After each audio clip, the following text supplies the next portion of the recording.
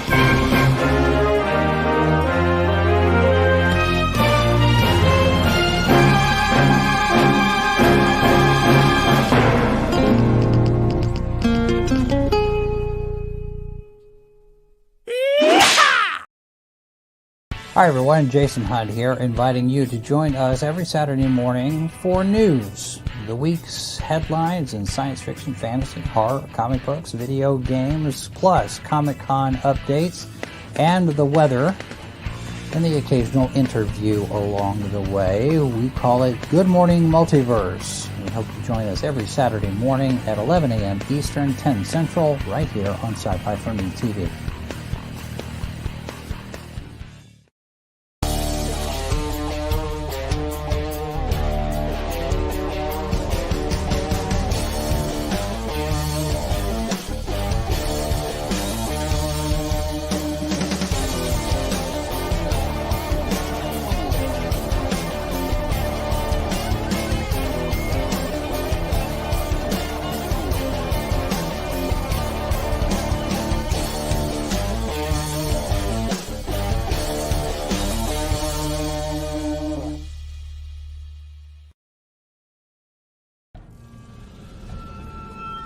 We've crossed paths more than once.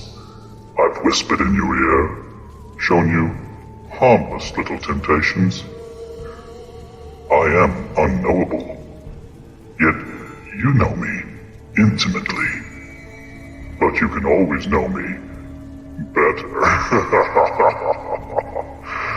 Collected here are 20 twisted tales that will thrill, chill, incite, and delight you from some of the most imaginative minds your species has to offer.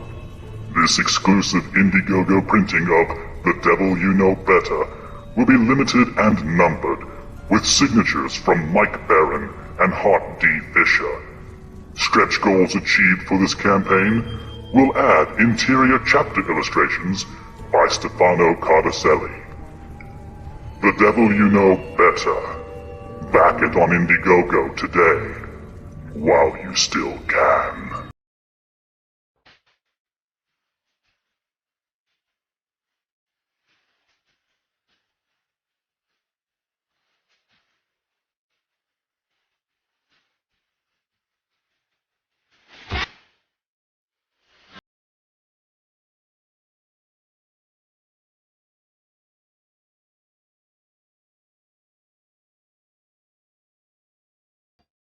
And it is 7 o'clock Central Time. I am RJ Carter, your host, Senior Managing Editor here at CriticalBlast.com, Chief Envelope Licker for Critical Blast Logistics, Myopic Proofreader for Critical Blast Publishing, and I will answer the phones now and again to help you with your data issues on all your crowdfunding campaigns through Critical Blast Consulting. And if there's, you need, your yard raked, your grass mowed, the gutters cleaned, let us know. We'll form another corporation underneath that. We are here for you. Tonight, it is the LCS Guys show where we get together once every 2 weeks and talk about what's going on in the world of comics. And joining me, as always, is Mike. Oh, yeah. Sorry, trying to kick off a little bit of this monkey flu. Hold on a second. You didn't shave for the show. Well, okay. I feel better now. Engaging in a little bit of monkey business here in Arkansas. How you doing, Mike? Doing real good. How are you, RJ? I'm great, and I'm glad that we've got some guests to talk to tonight. Too, we haven't had guests on the show for a while. I've gotten kind of lazy with the way I run things, and I just need to kick myself in the butt and start doing better. So tonight we are glad to bring on Cat Mouse and her lovely father Bill. See how you're used to the other way around. I see what you did. Yeah, I switched that around. And they are, of course, Parody Press through Entity Comics. So yay, I get to use the overlay. Oh, look, and who's in the chat? It's Mr. Don Chin himself. Mr. Don Chin. The source of all of my work, actually. Yes. I owe him my career. It's like, and I say that as many times as possible so that he knows that I'm grateful. Well, he's not the only one out there. We've got Roy Draws is out there saying hi. We've got Woody's out there. Glad to have all you guys in here. That overlay really works well when I throw somebody's chat up there, doesn't it? It just throws you all into the back. I don't care. I'm just playing around with stuff. How are you guys doing? You back from the convention, and did you sell books? I mean, that's the thing you went for, right?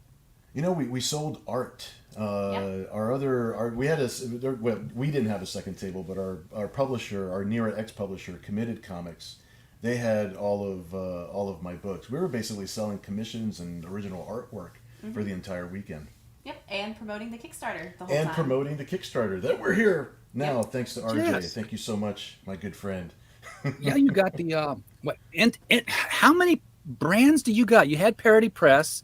Now you got Entity Comics. Parody Press isn't mine. I was, as Don will tell you, I'm a 30-year comic book veteran, and I'm one of the co-founders of Parody Press. Parody Press is actually totally Don Chin's baby. That's his publishing company. He was one of the. I thought you were on it, so that's okay. Mm-hmm. No, sorry, Don. I didn't mean to give it away. We only worked together for a decade, and we continue to work together now with miscellaneous books. And now I'm glad to see Parody Press coming back. So yeah, we continue to work with each other, and 30 years is a long time. So maybe it seems like it blends together, like we both co-own it. But no, that's actually Don Chin's. Entity Comics is actually our imprint.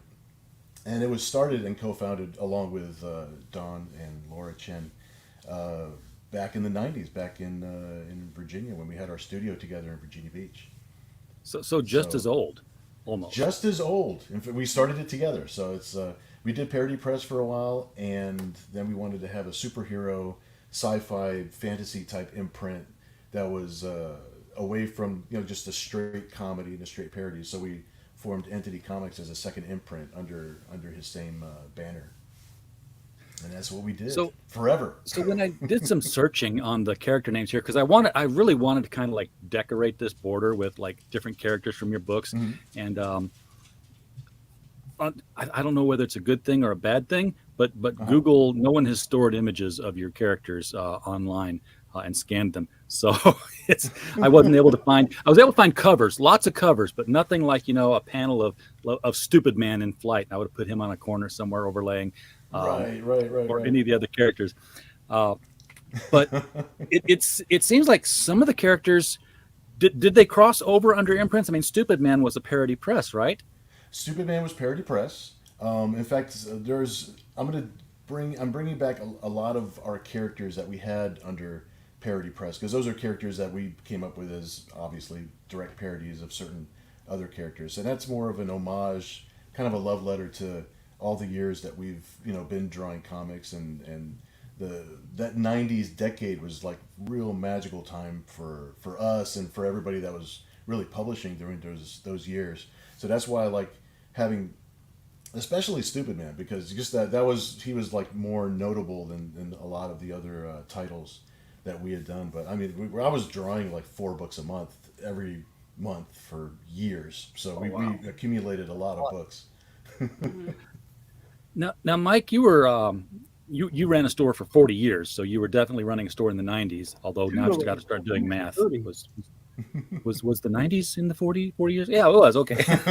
Was the 90s in the 40s? What? Yeah, it was.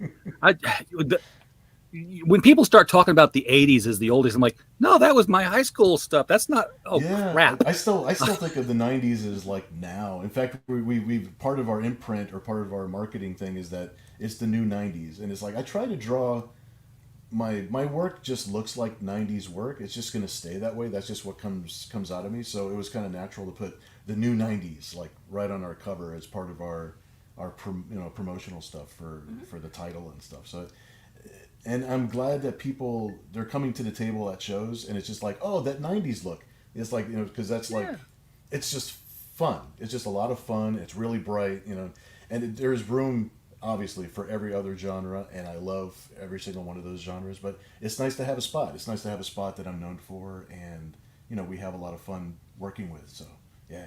Well, I was buying comics in Upper Chicago in the late 80s, right into the early 90s. So it wasn't parody press all the time, but it was like everybody was parodying everything. Mark Martin's Nat Rat, I've got copies of that. The Pork Knight.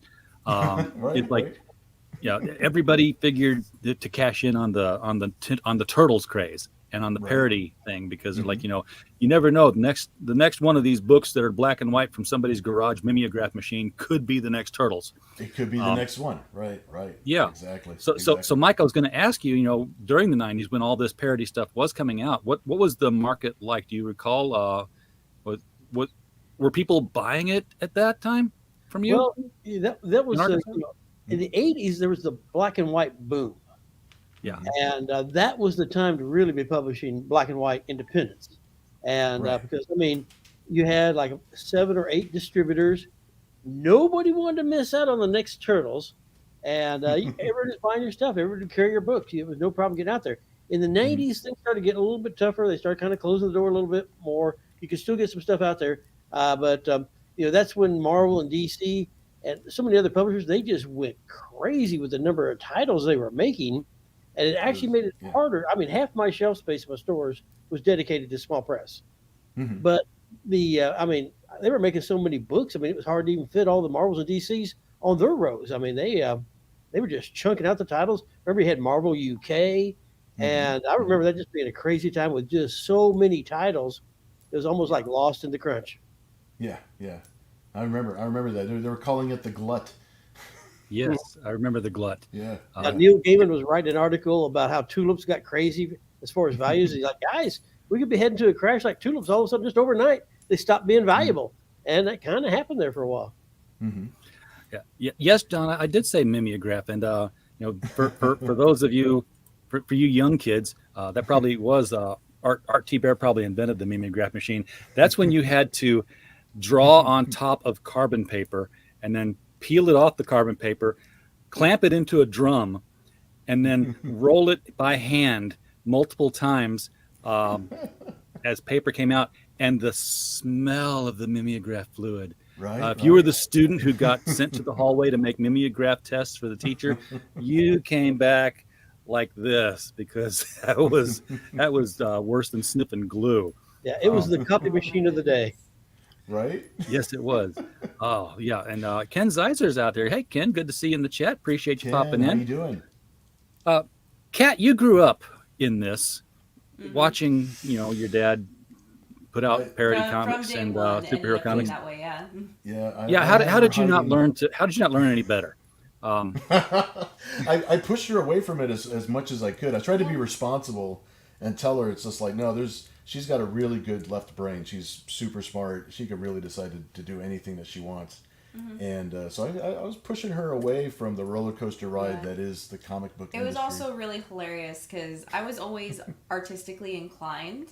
But at first, it was just like I wasn't doing comics or anything. Like I would do my own little comics, but I didn't really think about doing like art as a career. I knew it would always be part of my life, but I wasn't really thinking about it as a career when I was young. But then the more jobs that I ended up getting like over time, as soon as they found out that I had any type of drawing capacity, I immediately just became that person wherever I was. And so it just followed me. And so I was like, oh, well, if I'm just going to be drawing anyway, I should just draw what I want.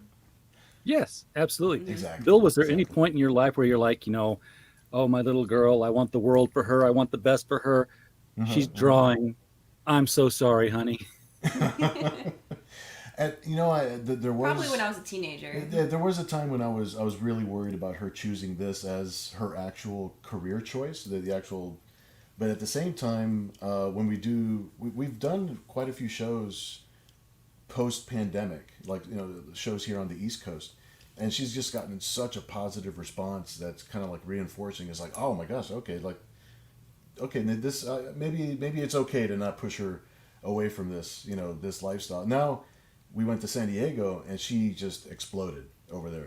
I mean, not literally exploded. I was going to say, you put her back together well. Yeah, she's she's Voltron.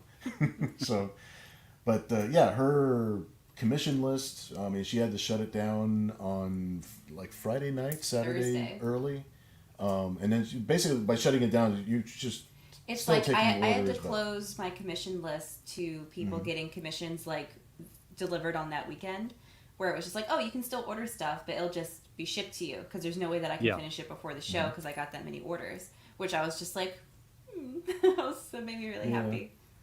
But yeah, she's fantastic. So she did extremely well in San Diego. It really set us.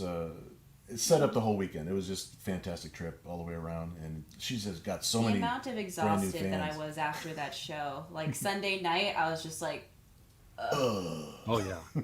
Yeah, It'll 'cause- drain you. yeah, Oh, cause yeah, I mean, it it's goes- not only just like when it comes to just conventions, that's one of the longer ones since it's literally from Wednesday to Sunday. Exactly, But it is a yep. completely different beast. Anybody that thinks that they're just like, oh, it's like a normal convention, no. It's in a class by itself. It is S class where it's just like that is. Now, I had heard before this that DC Comics was not going to be there, and that this was like part of the cuts that Discovery Channel was, or Discovery Inc. was applying. It's like, no, you're not going. Put out comics. We're not making money. Right. Did you see any DC there? I mean, was there any DC presence? I didn't see like a ginormous Not- booth, yeah, but we not the big also corner didn't booth. really walk around either. It's Yeah. like if we were walking around, it was like something really quick because we saw something. Because the rest of the time, it's like I really want to stay at the table that we have. That way, it's just like not only to show respect to the convention, but to also be there for the fans because that's the whole reason why I'm there. It's like I love seeing the show and I try to see as much as I can, but I think out of the entire weekend, I think I spent 2 hours walking around over 5 days. And the rest of the Yep. time, it was like I was just sitting at my table or I was just like stretching my legs or something. But I really wanted to be there for all the fans because like, just like with everything else, it's like I'm the circus monkey they're coming to see. So I got to be there. So that's one of the hits that you take with being that's- part of a big yeah, show is that yeah. you don't get to see everything Yeah, you're or totally even right, yeah. like most of it, honestly. Yep. Now, assuming that you guys have been there in the past, Ken is asking, how was it after having been away for a couple of years? It was super interesting because usually San Diego Comic-Con is a beast all of itself where it's like if you ever see like it feels like in years past it feels like you're in like the movie Predator where it's just like everything's like packed in, it gets humid, and then it's just crazy, like we're all sardined in. But the way they did it this year is not only did they did a lot of cuts so there was more space in general, Yep. but they everybody had to have COVID testing or vaccination before they came in, and everybody had to wear masks, so that was very weird. And there was still distancing, but the way that they did it is that they would do a thing where it's like this amount of people are let in, and then there's a break, and then they let more people in, and then they have to wait for more people to come out, so that they were like shuffling the amount of people that were in instead of just letting everybody go all at once like in years past. It's quite an undertaking for them to control the crowds for that many people and to cycle them through the room and then through all the panels and Yeah, it while was still pretty keeping it big safe. undertaking. Because usually we only had to deal with fire marshal. That was usually the biggest thing, was that the fire marshal was like, well, if something happens, no one's getting out. Right. But this time we had to deal with fire Because I marshal sealed the door. and CDC this time. So that was a bit different. Yeah, and I was scared because that there wouldn't be as many people, because either they were scared or like CDC would try to shut things down because of capacity. Mm-hmm. But it ended up being like a really, really amazing show. Yeah, Everybody was super hungry to be back in the space, and everybody was being super nice. You just walk into a room and cough if you want it cleared out. That's Right. Oh my gosh, that would You do have it. no idea That would the do amount it. of people that were just like, I could see them being just like, I'm not gonna cough. I'm wearing a mask and I'm still not. I'm not going to clear my throat at Yeah. all. and we Yeah, did 'cause, like that too, because by like day 3 we're starting to sound like frogs, because you just have to talk so loud and so much throughout the day. So we're just like, we're not sick. We're just, our throats are wrecked because we're talking all day. And the thing is, you can't go to any convention and not expect 80% of the people to come home with the con crud. That's Right. it's That's the it's thing, part yeah. of the experience. It is part of the experience. And now, I mean, if you get the con In crud, it's like you're years sort of past, scared yeah, that you but got the thing. You know, it's just like, it's oh, like- let's all get tested. It's like, Yeah, I but feel- it's always been a thing of just like, for me personally, it's like, it's super rare that I get con crud, but that's also because it's just like, it's like I've always been like a hand sanitizer type of person, and just like, don't let somebody open mouth cough into your face, like the normal stuff. that would do the, it would be more than Robitussin this time. Yeah, if we it's got just like, if something. I get crud from a convention, it's because I couldn't help it, because somebody was like coughing in the circulated air of a plane, Yep, and there's yep. nothing I can do about it rather than a convention hall. Yeah. And everybody did have to wear masks, and everybody had to, I believe they had to show a Vax pass or something to get in. Yep. So They had us tagged on our wrists in order Yes. to certify that we were in fact We were either tagged and vaccinated weighed like or pigeons, tested man. or, Like, it was crazy. I thought the tags were for the monkeypox, but Not yet. just the monkeys. yeah. Well, and that's the monkeypox joke I set aside when Mike showed the monkey mask at the beginning. I was like, there's got to be a monkeypox joke here somewhere. All right, so I'm in the country, and it's often I hear gunfire right outside the window. Right. It's like, okay. It's like, It's Welcome totally to normal. I'm on top of a America. mountain here.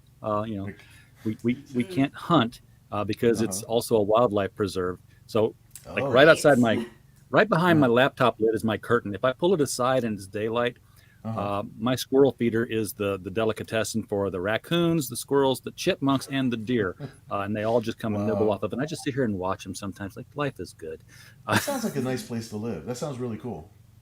It is, and it's a big motorcycle destination. People take the curvy mountain roads.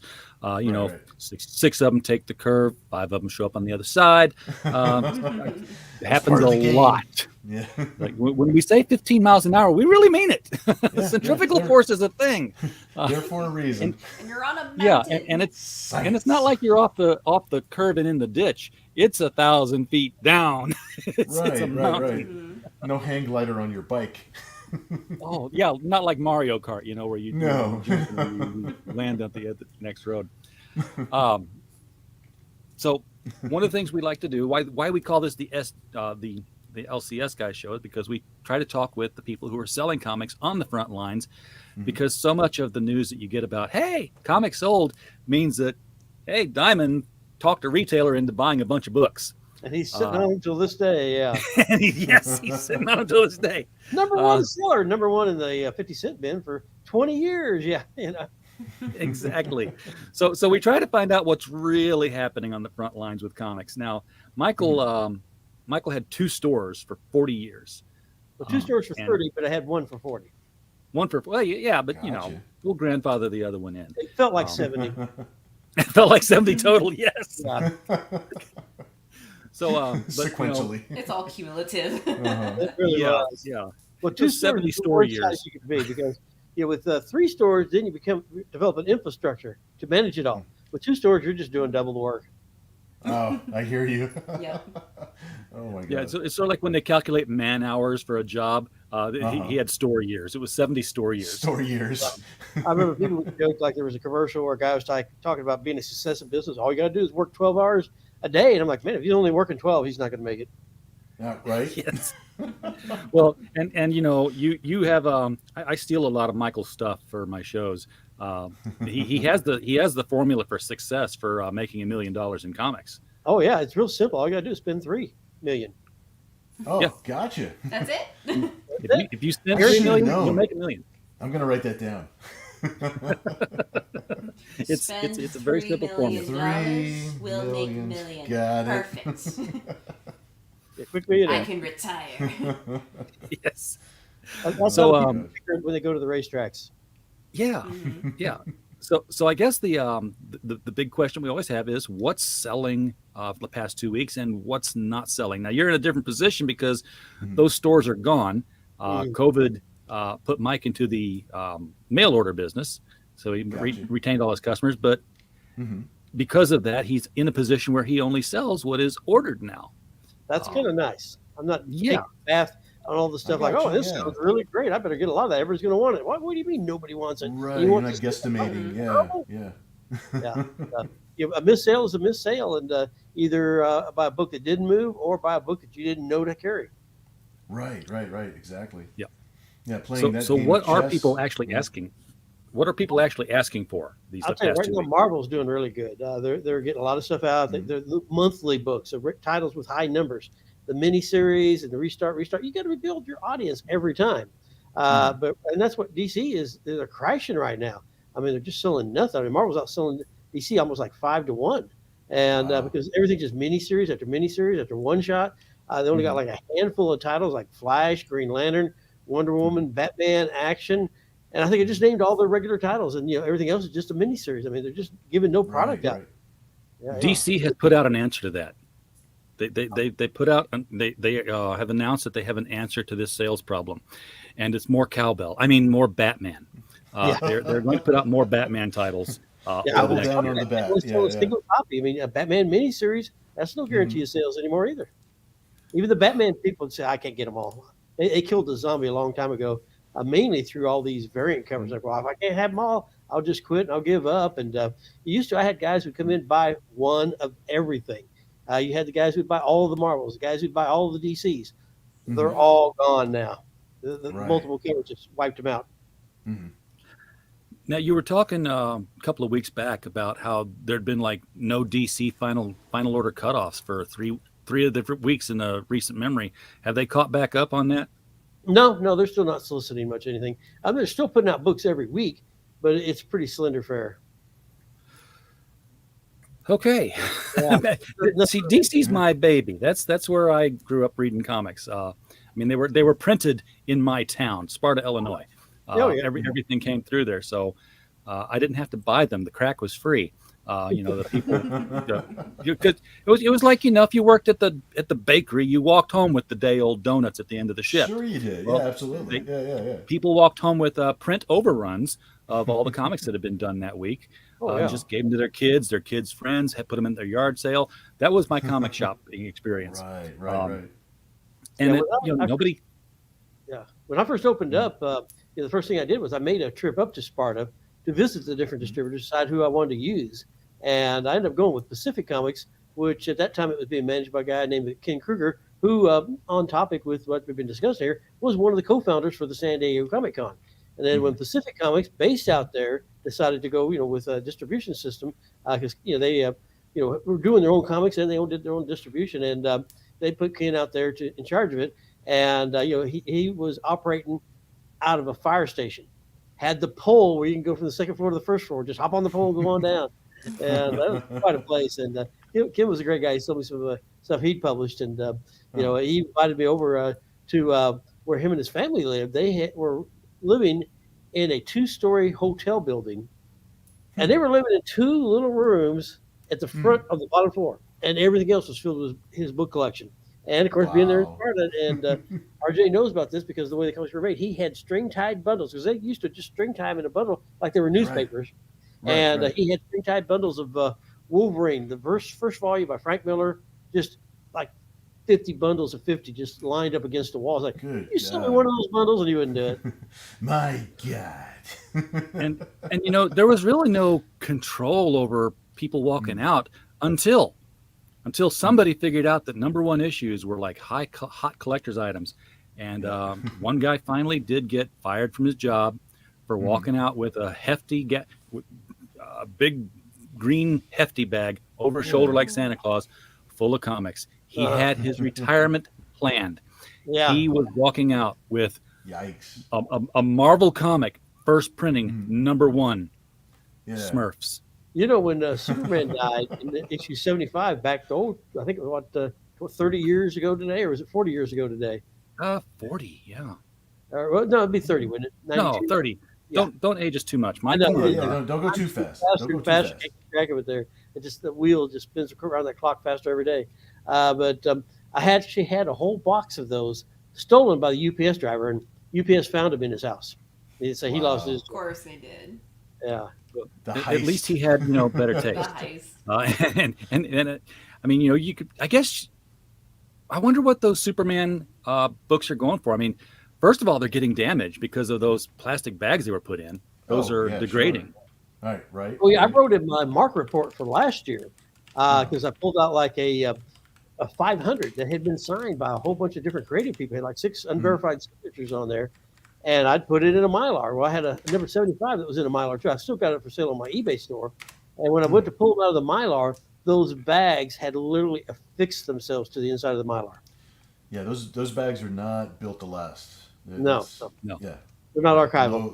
Low. Yeah, not archival at all. Yeah, right. Well, and Mylar in a lot of ways is not archival. I mean, everybody thinks, hey, it makes it look good because it's got that high clarity. But then those razor edges, and I had this, and I just sold a couple weeks ago a platinum number one Spider-Man from 30 years ago, and it, I thought here it was near mint. I looked at it once, when I first got it in, put it in a Mylar, put it in a UV protected glass frame for display, and just left it there. Never touched it until I got ready to sell it after I closed down my stores, because everybody always tried to buy it and nobody ever wanted to pay a good price on it. So, I sold one at one store, but I kept this other one. And so I put it on eBay and had a guy buy it. But before we got ready to list on eBay, I pulled it out, and sure enough, at some point over my many decades of business, some idiot boy decided they wanted to take a look at it themselves, had pulled it out and just scraped the heck out of the back cover. Ooh. Took it from a near mint, like a 9.8 or a 10, all the way down to fine.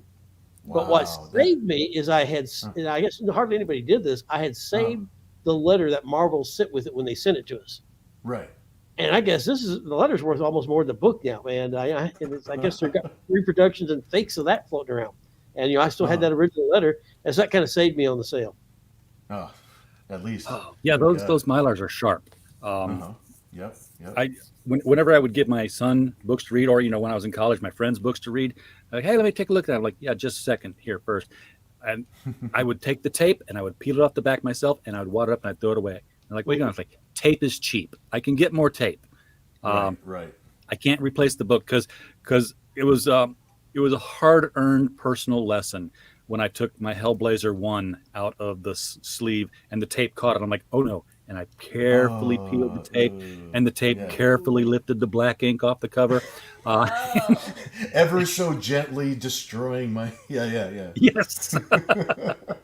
So I was like, well, that sucks. Oh my gosh. I'm never going to, pull anything out with the tape on again. And I never have. That's been 35 years. That's my goodness. Yeah, that's a for real thing. That's okay. So I needed to know, so I looked up that comic of the death of Superman, even in like near mint condition, and it's like it's not really a big deal online. The ones that are a big deal, the ones that are a big deal are the ones from like the 30s. Yeah. Now you got Superman number one from the 30s. Yeah, you got a big deal there. You got a big deal there. Yeah, from the 30s. It's just like the action. It's like the Action Comics number one from like 1938 is 3.2 million, and I'm just like. But how much is the Death of Stupid Man comic book? Oh, I saw the cover for that one. Yes. So you can, to make 3.2 million, you can either find a copy of Action Comics number one and sell it, right, or start your own comic company and your own processing system and market it online. Like Eric July has done $3.2 million for ISOM #1. And I'm like, I don't even know what an ISOM is. How is that a marketable title? But he's selling them, and God. Oh and my people are goodness. buying them. So his campaign is at 3.2 million right now. Wow. Wow. It's That's amazing. I can't really say campaign either because he didn't crowdfund it. He built his Mhm. own Mhm. website, and Right. he borrowed language from campaigns, which I think confuses the issue Okay. because he had stretch goals, and I'm like, okay, Right, well, right. stretch goals mean we hit something You're and we get associating, something. yeah, exactly. Yeah, So he Exactly. just and sold things. he just sold things. Stretch Yeah, goals he for him were just like, he just if we sold reach this things. stretch goal, I Right. buy He more just inventory. I'm like, wait, right. that's not a stretch goal. That's I your know. Yeah. That's still that just didn't you help me out at all. selling stuff. Technically, Yeah, everybody yeah. selling things is crowdfunding. I know. But Want to make $1 million? Send me $10 and I'll tell you how. There you go. basically, All right. Well, uh, I want to make sure that while we're here, I take this Right. down and I share my screen because I do have on the Yeah. other monitor here the Yeah. campaign for Entity Comics Parody Division. Awesome. So you formed Entity Comics Yes. because you wanted to do things other than parody. Right. So Right. that you Right. put out Entity Comics and its parody. Um, You see what happens, but it's this the is like a parody division. 30-year. It's a 30-year process. It's though. ECPD. So, see, when Don Chen actually took a little bit of a break from publishing and from comics, and Parody Press and Entity Comics were always synonymous with each other. So when Don returned and started publishing comics again, it's like, and we're also publishing our own things, differently, and I still draw like for Don, and we still work on projects together. So as a differentiation between the two things, 'cause I still want to do like parodies just on my own, things that I just think up myself, or like projects like this where Kat is actually doing her own cover, and her portion of the book is all of her material and her own creator own characters. We wanted to be able to do stuff like that and still work with Parody Press on so I just wanted to have a division between those two imprints, since we're both doing things on our own, because Don will publish Parody Press books with other artists and other writers and what have you. So we're still completely associated with each other, but there's lots of projects that we want to do that are just completely our own thing. So I wanted to do parody comics again on my own. So we came up with Parody Division. The main character of the book is this entity, this little blobby creature who floats through the cosmos, and he's just completely bored, and he sort of comes up with this fake interdimensional law enforcement agency. It's just him, but he's bored, and he lands on Earth, and he gets wrapped up in all the stories and adventures of the people that he runs into on Earth, and that's the parody universe that we're creating for this character to experience. So that's where the parody division. He runs the ECPD. He's just Cat his said own little, ECPD. his own little fantasy. Yep. And the first thing I see is a badge with the old EC logo. Exactly. So he flashes the badge. He hides up in the corners. Sometimes he's kind of like the Watcher, where he's just basically seeing the stories unfold. Sometimes he'll interfere with the stories. Mad Magazine, Crack Magazine, they have like their title guy. That's always Sylvester their P. guy. Smythe. So for Parody Division, the entity is the title guy for this book. And in our first issue, for my portion of the book, I'm introducing Savage Becca. She's kind of like my jungle queen, jungle girl kind of parody of that entire genre. And then Kat has her characters. One of them's called the Midnight Snack. I'll have her tell you about her characters, but she's got some fantastic characters. They're really, really funny, super cute. Of course, the kind of characters that I draw. They're like the Nira X Cyber Angel variety of sexy bombshell characters that. And it took me a second to realize she'd really stepped funny. on a Lego in the jungle. I wanted that little subtle hint. She's super strong, like too strong, like very overpowered for the universe that she's in. She actually lives in the middle of Central Park, but it's a section of Central Park that nobody ever runs into. It's this entire world that's in Central Park that nobody ever sees, and that's where she lives. And It's the Savage Park. It's the Savage Park, So and she's ridiculously overpowered, but yet when she steps on a Lego, that crap hurts. What the heck is up with that? Well, it always does, yeah. Yeah. So she'll run into characters like Stupid Man and like lots of other characters. You know, there's gonna be so many pop culture comic book type characters that pop up that it's just gonna be just a lot of fun. It's gonna be just us off the chain, having a blast, and that's what this series is about. Just having a lot of fun. This is if you look at the tiers, there's only a few tiers. There's only one actual book as far as like, you know, a lot of the other campaigns that we're involved in, we have like lots of variant covers from lots of different artists. But this is just Kat and I. We kept the campaign manageable and simple so that way we can guarantee that we're just concentrating on the content. We know that we could turn around and actually deliver and keep the backers happy with getting their material like in a timely manner. So we kept it simple because this is the first time that we're doing it without publisher support and without team support. This is a father-daughter out the gate kind of book. Kat's actually celebrating her 11th year working in comics. She usually colors 130-page graphic novels for a company out in LA called Storyboard. They do graphic novels for people that are pitching movie ideas. So instead of having like just a text movie pitch, they show up to their meeting with completely done graphic novels, completely illustrated, lettered, colored, so they know exactly what the writer is thinking about and what it should look like and the tone of it and that sort of thing. Those got to be very limited press runs. Sometimes they're very limited press runs because they're using it for a specific purpose. And sometimes And they actually turn around and publish them. They actually a lot end of up them never in see the stores. light of day. I bet. And where they go, nobody knows. Who knows, man? Once they leave our table, once they have the files, you know, it's up to them to decide what to do. But they have done a little bit of everything with those books. And but I see this now as sort of like a sneak peek at a burgeoning sub-market in comics at some point. Say, hey, this graphic novel here, you didn't buy this in the store. This was passed around a meeting as a movie pitch. Because we've had these. We've had these sub-markets. I invested in Marvel Comics and made them crash in the late 90s. Yeah, I put money in Marvel Comics, LA Gear, Levitt's Furniture, and I can't remember what else. And all four of them went bankrupt that year. So my new investment plan is to just send those letters off to other CEOs. I'm like, $5,000 a year. I promise I will never buy your stock. If I can just get like 20 of them to do that, it's $100,000 a year. It's nothing out of their pocket. There you go. I can live good. Little shakedown money. Yes. I'm gonna send you up the river. Shakedown money. Nice ticker you got there. Be ashamed if something were to happen to it. Right. Yeah. But oh my gosh. But the reason I invested in Marvel was because there was this sub collector market because their annual report was a graphic novel. It told all the ups and downs and whatever they were doing, but they did it in panels and with pictures. Right. And I talked about growing up in Sparta.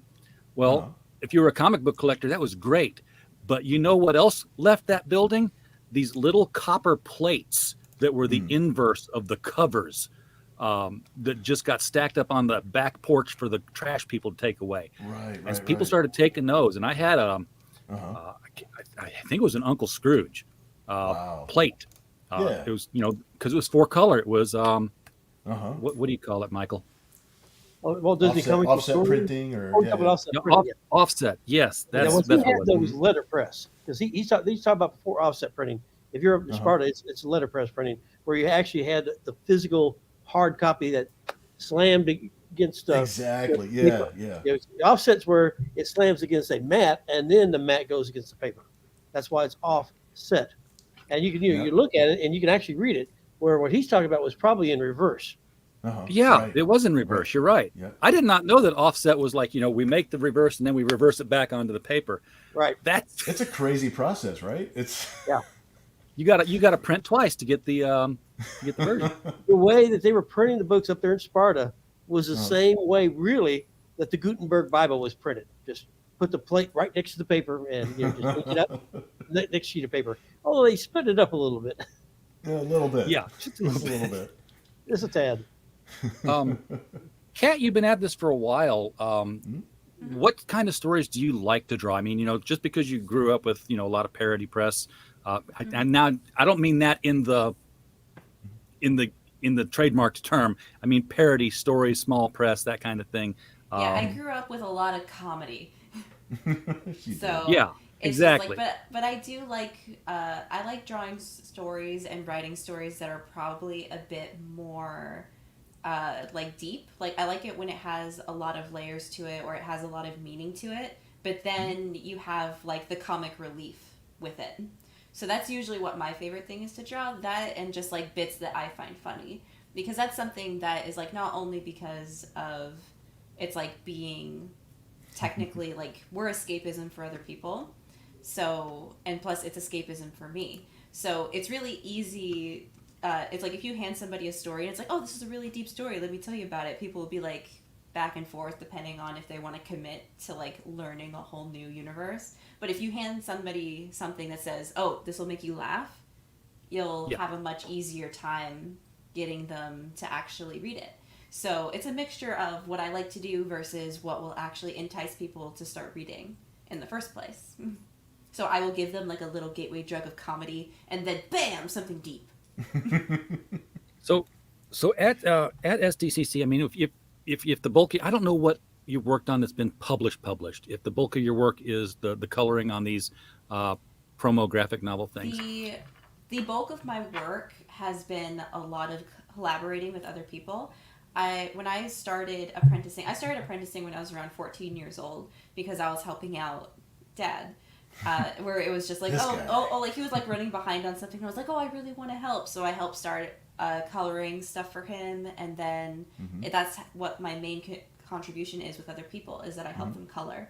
So with a lot of these big graphic novels, I'm doing all of the coloring for them. When it comes to like my actual art that has been published, most of it is probably more of the sketch card variety, just because it's a lot easier to get into bigger names with the sketch card sets. So on that front, I've done Vampirella, Lady Death, and I helped color cards for Rick and Morty. So that was lots of fun. Okay, you also just so that's did, the kind of stuff. X number 3. Yes, I did just do Near X number 3.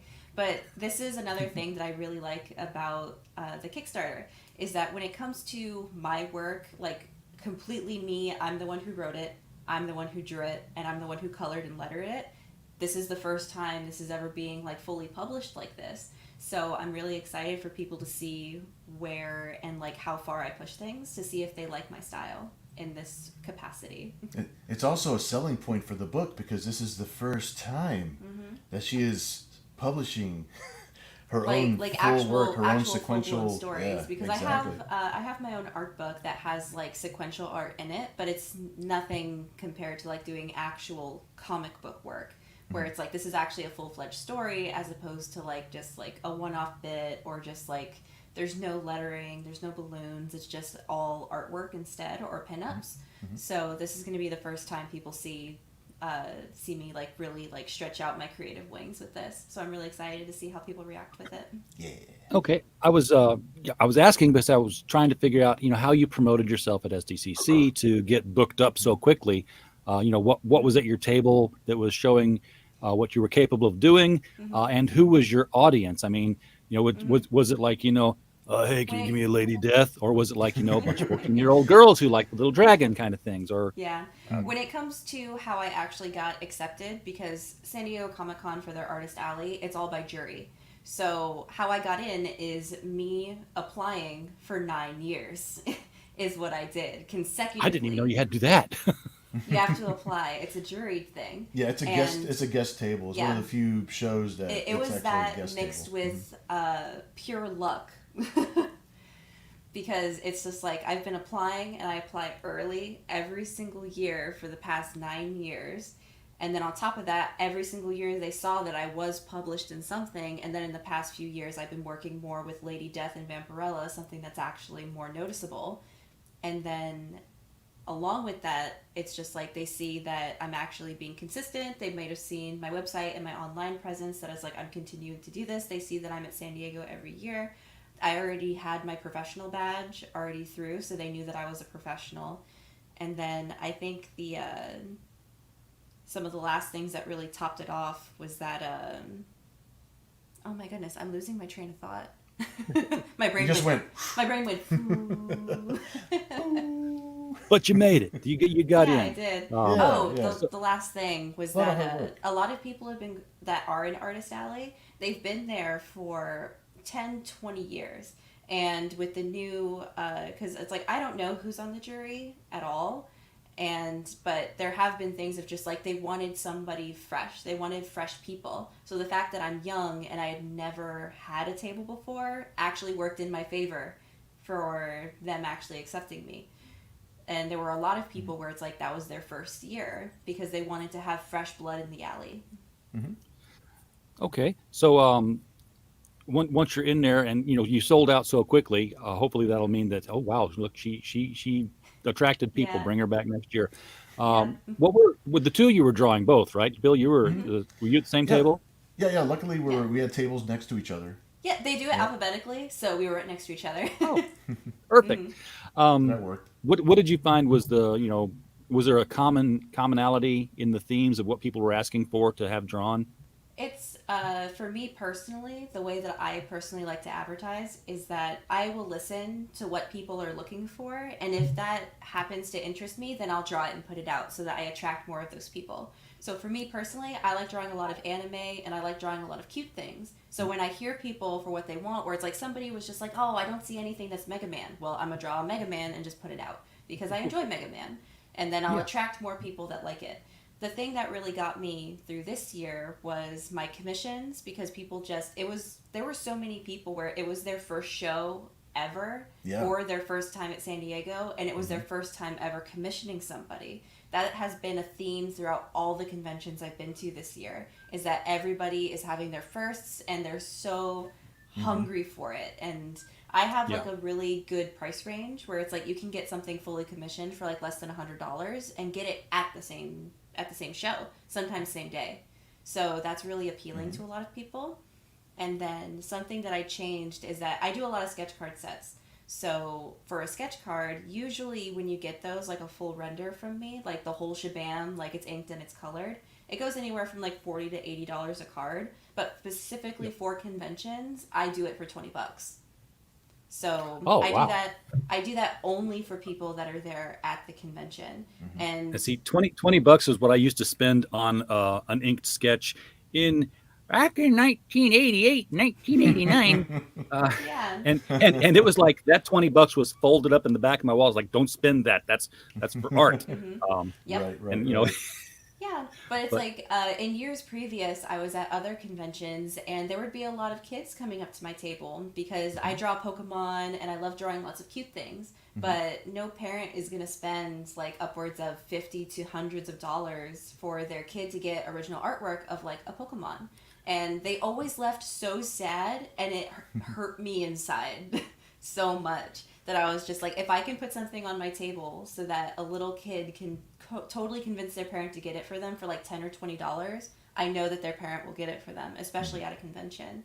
But then the other side of that is that it ended up being a good thing for teenagers and adults too, where it's like if you've never collected like actual art before, you're not going to start off your collection with like 50 to hundreds of dollars on just one piece of art.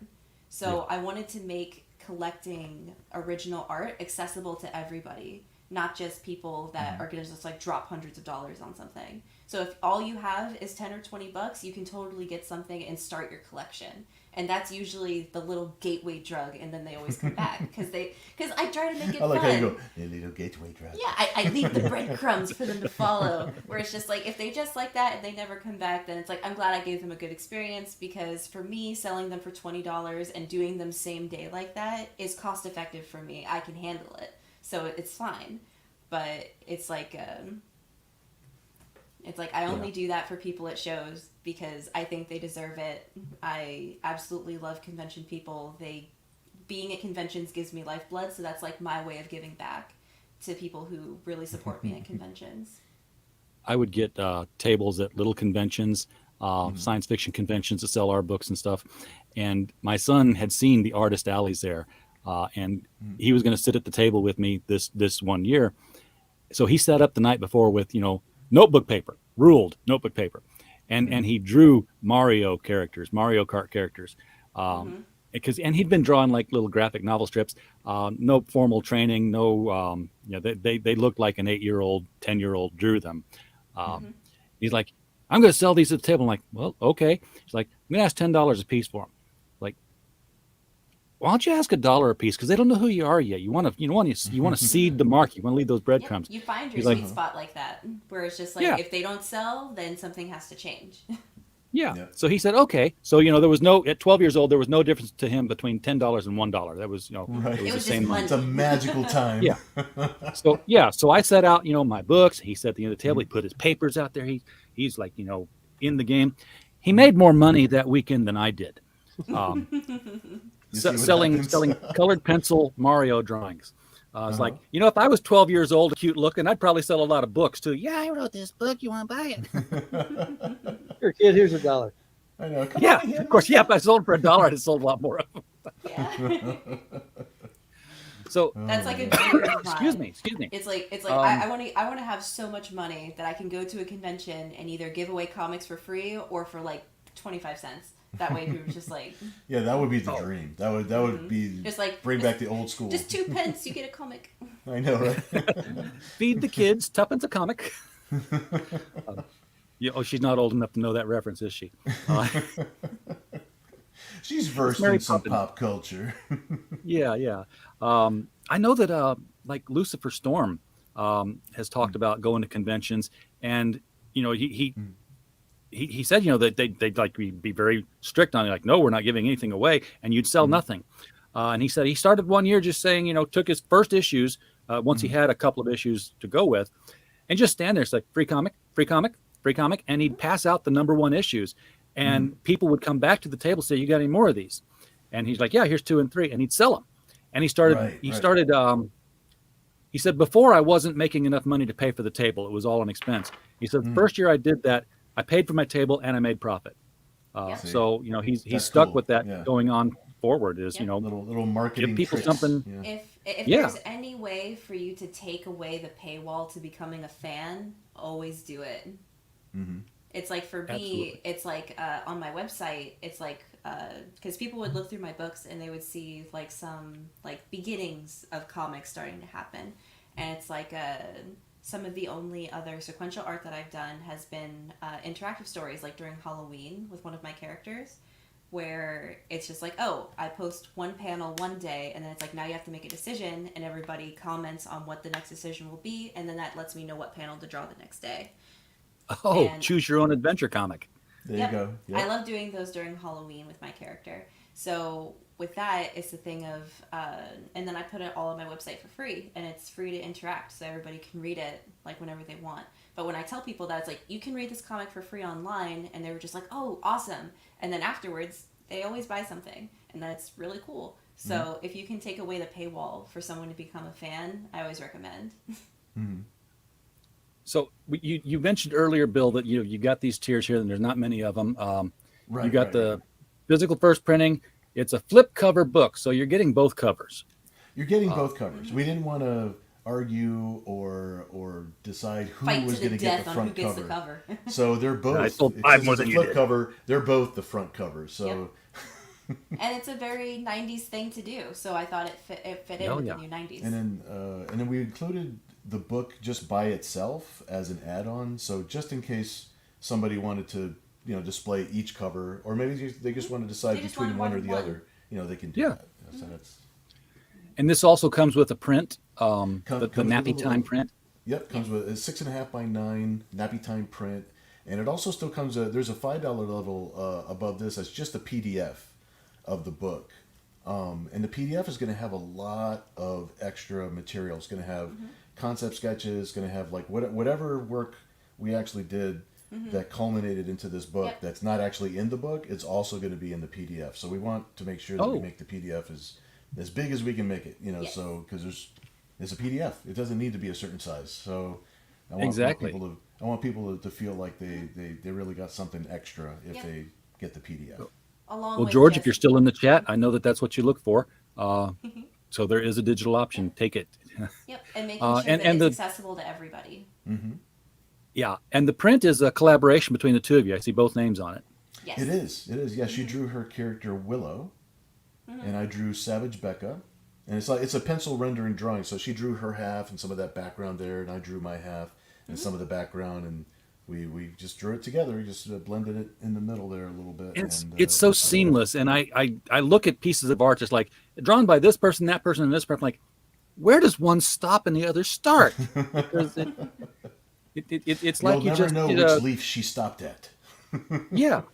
Exactly. It's like, Wonder Twin powers activate and become Captain Planet or whatever. And all seven of us drew it as one person. Yeah, and the prints they're printed on like 80-pound white stock paper. They're stamped on the back, branded Entity Comics, and both of us will sign it on the back. Yes.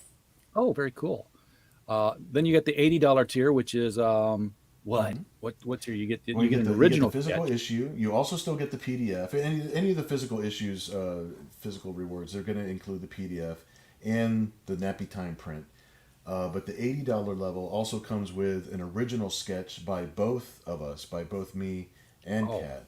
I just don't have a sample of hers coming up, but she'll be drawing her I need character. to jot it. I was stuffed to the gills with work. I'm just getting back from San Diego. We wanted to schedule the campaign for during San Diego, but at the same time, scheduling it like that kind of... Well, it's like me personally, I had a rush job that was at the end, and a client was like, oh, before you go, finish this entire book. And I was just like, well, I can't say no, so... so I had to the finish day that job first. always intrudes.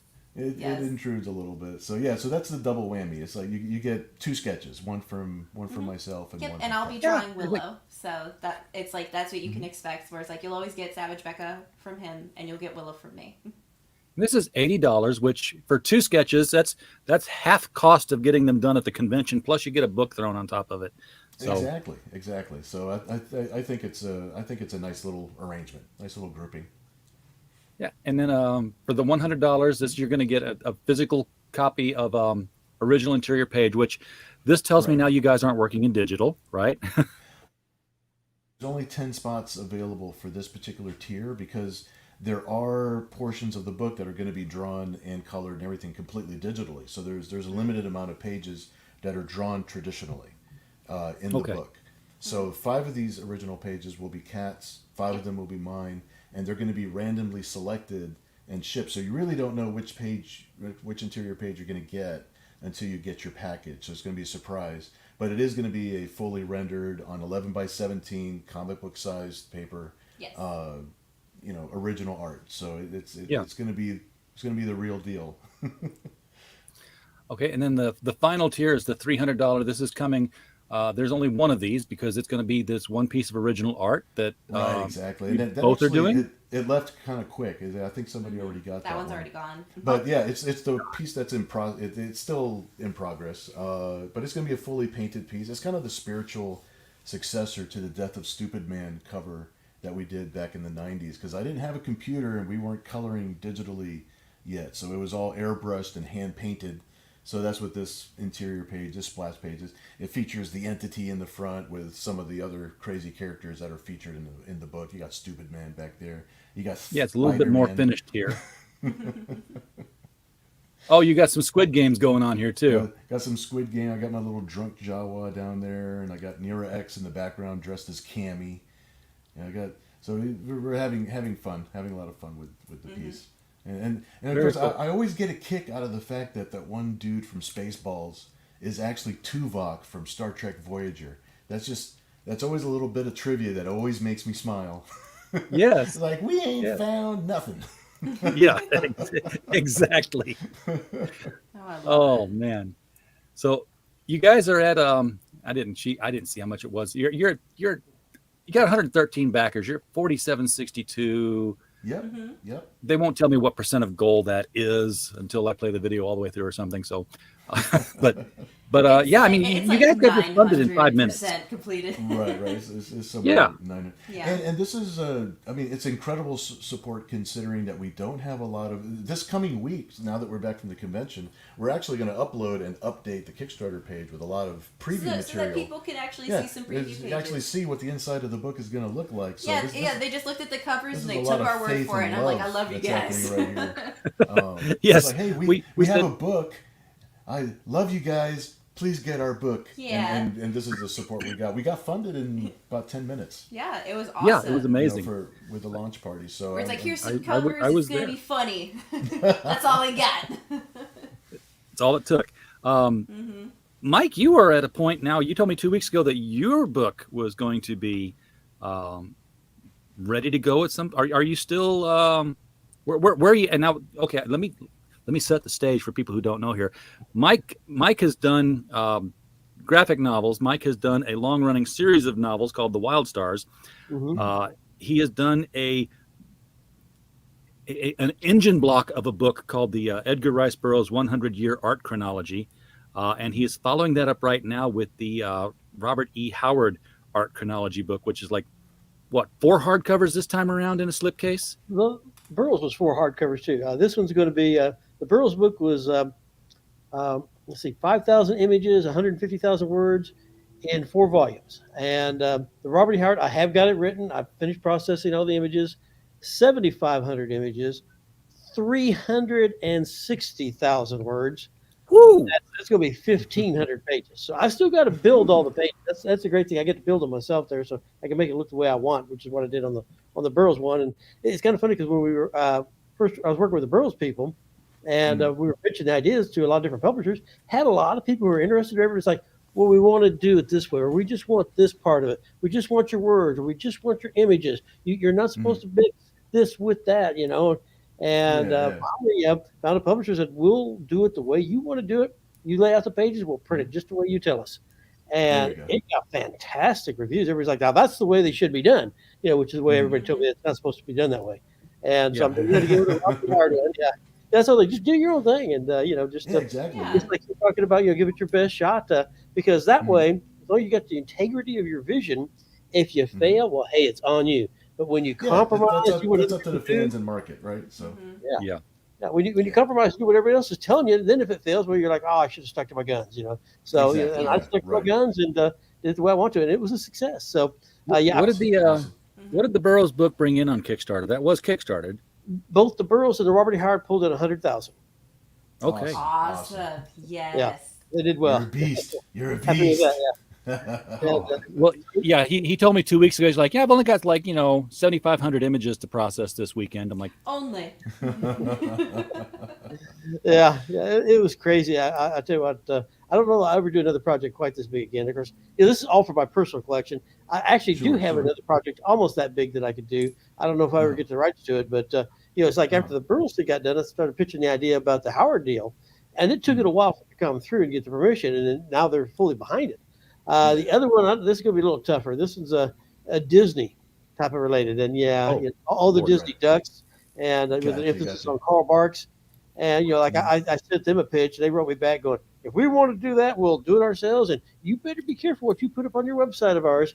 Guys, I'll just put you on the back burner. And so then my Wild Stars novel, I'm working on the 7th book in that series, and I got a September delivery date on that. So trying to knock that out, and then I'll get back to laying out the pages. And I went through a crazy spell since I closed my stores. That was one of the factors in closing my stores, was the fact I had contracts to do all these different books.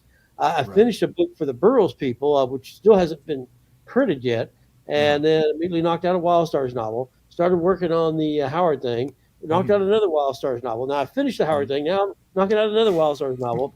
And during that time, I worked on several other projects. Like Krasova, we collaborated and brought a whole bunch of lost pulp stories that are over 100 years old that they never had been reprinted since they were first published, like back in 1915 and like that. Right. And so Julian Hawthorne stuff. Yeah, so we brought back all Julian Hawthorne's lost stuff in print, which included a story called Cosmic Courtship.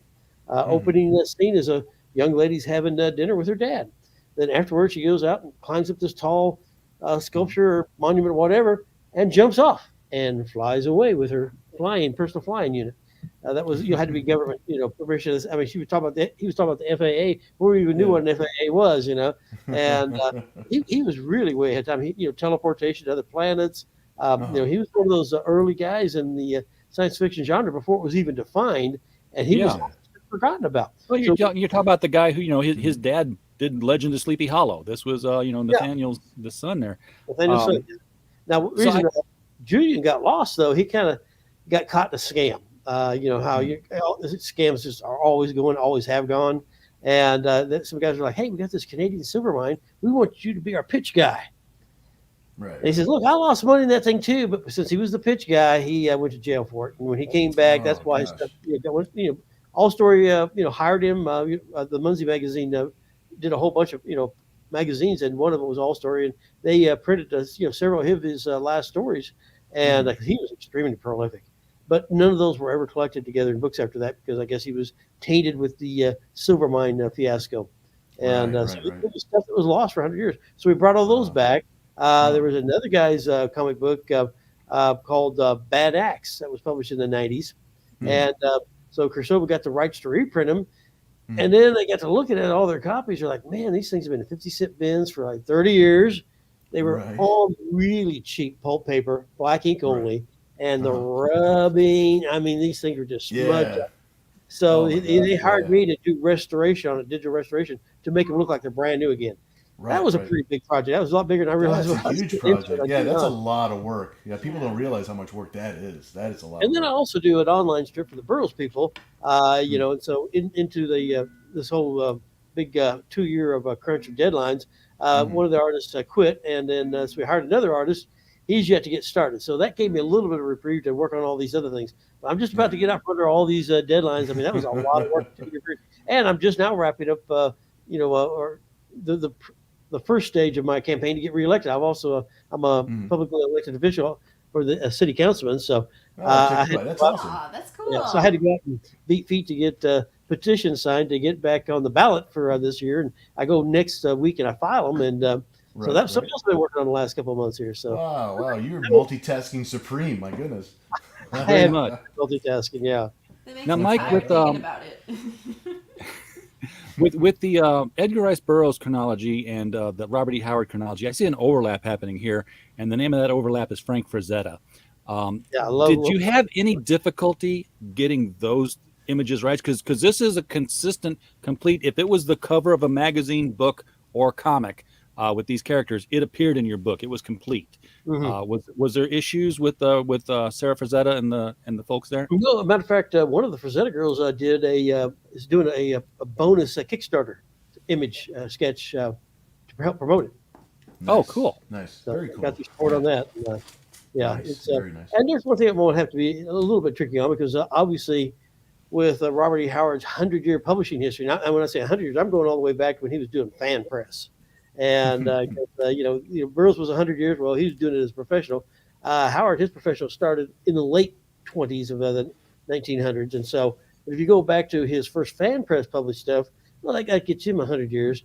And so I'm trying to show everything, the cover of everything, and there's going to be some things that I'm just going to have to be. It's a catalog basically, and so you've got certain rights you can do in a catalog, but you got to do it. You have to just reproduce the image exactly. Can't make any changes to it. You have to, you can't make it like a full page or anything like that. The stuff that I can get the permission from, I'm giving these guys full page, giving them great displays. Some publishers, it's going to be the smaller images, but I'm getting the whole history in there. I mean, you're getting the names of the artists, the publishers, awesome. when it came out. I found things that people didn't even know about. Now, of course, same thing with the Burroughs. I found a history that's been wrong. Somebody got it wrong 50 years ago. It's been repeated ever since. And then I have to argue about people like, look, I'm looking at the actual book. I got it right, man. I got the thing here. Yeah, you know what you're talking about. I didn't know what he's talking about. Yeah. Like there was one blue book that had Swords of Mars was the only name shown on the cover. And everybody said, that's not a Swords of Mars cover. That's just some other cover. They just put his name on there. And like, no, that illustrates the same scene as what's on the inside. But when you get to artist interpretations, the original story is John Carter showed up naked to talk to his nephew, Edgar Rice Burroughs. Well, now, what are you going to do? You're not going to put a naked guy standing talking around to another naked guy on the cover of Blue Book. And so what that guy costumed him up like he was, somebody just escaped from a costume party. And put flowers all over the walls and this and that.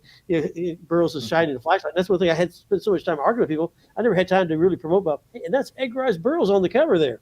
Didn't have room for that because I just had to do the sell on convincing people this is really the right thing. And what it is, the interior art, the header art, illustrated the same scene. Of course, he's got the warrior's harness and this and that, more of a traditional look. So obviously, these two artists were working on the same page. There were two different artists, and two completely different interpretations. And for Right, years, right. that's not a Burroughs cover. And I finally got him sold. Yeah, that is a Burroughs cover. It's been misidentified all this time. And then there's other covers. Okay, it's got two guys fighting on the cover. Oh, that's got to be Burroughs. Well, no, that was another story, Man of War, the history of warfare in mankind. That was always identified as Burroughs cover, and it wasn't. And so, correcting the history. And I found something new up on Howard. Actually, just this week, I discovered a pulp that nobody knew had Howard in it. And yeah, and it's just an advertisement for another pulp, but it's like the first page. It shows opening paragraphs. It's not the whole story. And this is one that everybody said they got the name of the story wrong, that they misspelled the name of the town. Vultures of Wapiton was misspelled as Vultures of Wape Town. But what it was, they misspelled it on the cover, but they got it right on the actual story. But so all these decades, everyone said they just misspelled it when it was first published, and they didn't. It was just the cover copy setter that got it wrong. So there's some more new history. It corrected that everybody's been repeating for decades. So that's nice to elevate it and take it to another level. Of course, you're always going to have to fight the guys who are like, no, I read it somewhere else, and they must talk like you're always going to have those battles. It's fun to be able to be academic studying something like this now and not have to, worry about work. This is work. You're like an Indiana Jones of pulp comics now. Oh, I was thinking the same thing. You're doing all this research, and me as a bookseller, I know how to find books and find things like this and that. I've been tracking down covers of British editions that people say, "Oh no, that was never actually sold. They just did a promotional cover, but the book was never made." I've got the actual books, and they say don't exist. So it's fun to track that stuff down and show them. There was some stuff that was rare as could be for both the Burroughs and the Howard that sometimes I was surprised I was able to find it. All right, well, guys, we have gone well over our hour, but not terribly much so. But enough where it's time to kind of wrap things up. Gotcha. Want to let our guests get back to their lives.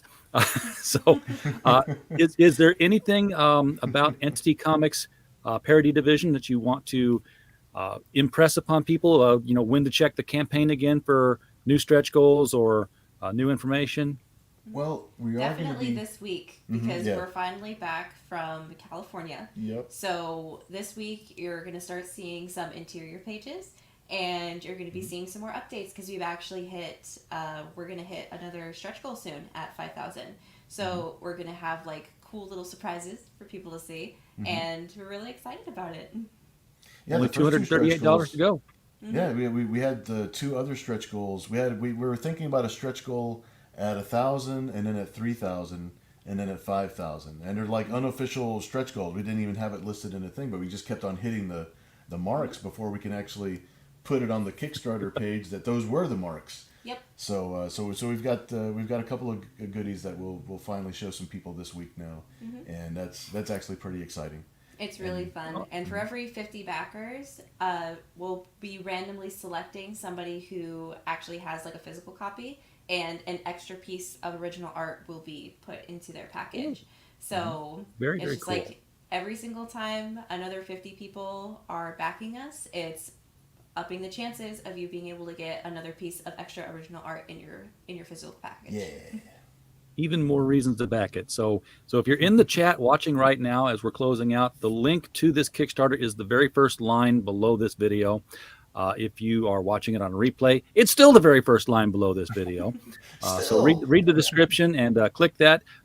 It will open in a new window. That's so that, first of all, you don't leave this video. You still get to listen to us talk. Second of all, it's so you can come back and hit those other links, because we do have the links for our LCS guys there.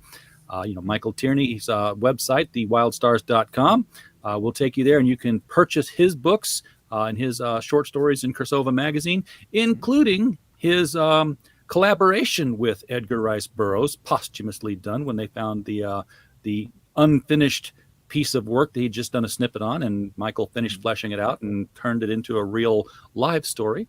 What was great about that one was that everybody who guesses which part was Burroughs, which part was mine, thinks I wrote the part that Burroughs wrote, and Burroughs wrote the part I wrote. So I guess I literally aped his style. You were right in sync with him. And then, of course, the very last link is for live for a very few short days left. The Critical Blast version of I did say we're myopic. I was the myopic proofreader for Critical Blast Publishing. We have done The Devil You Know 2 years ago. Currently out on Amazon is The Devil You Know Better. This is an anthology books with short stories.